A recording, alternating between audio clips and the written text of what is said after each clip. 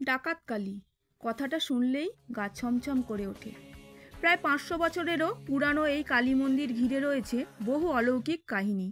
সিঙ্গুরের এই ডাকাতকালী মা এতটাই জাগ্রত, ওই অঞ্চলের সমস্ত বাড়িতেই অন্য কোনো কালী মায়ের ছবি রাখতে পারা যায় না।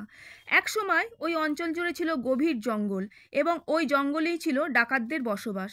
কথিত আছে মা শারদা যখন কামারপুকুর থেকে দক্ষিণেশ্বরের উদ্দেশ্যে রওনা দিয়েছিলেন, তখন ডাকাতদের কবলে পড়েন। ঠিক সেই মুহূর্তেই ডাকাতরা দেখতে পান রক্ত চক্ষু মাখা মা কালী স্বয়ং দাঁড়িয়ে আছেন। তখন ডাকাতরা নিজেদের ভুল বুঝতে পারেন এবং মা শারদার কাছে ক্ষমা স্বীকার করেন। এই ঘটনায় ভয় পেয়েই নাকি ডাকাতরা মা কালীর পুজো আরম্ভ করেন। ডাকাতরা প্রথমে ঘট পেতেই পুজো করতেন, পরে বর্ধমানের মহারাজকে স্বয়ং কালীমা স্বপ্নাদেশ দেন এবং নির্মাণ করতে বলেন কালী মন্দির।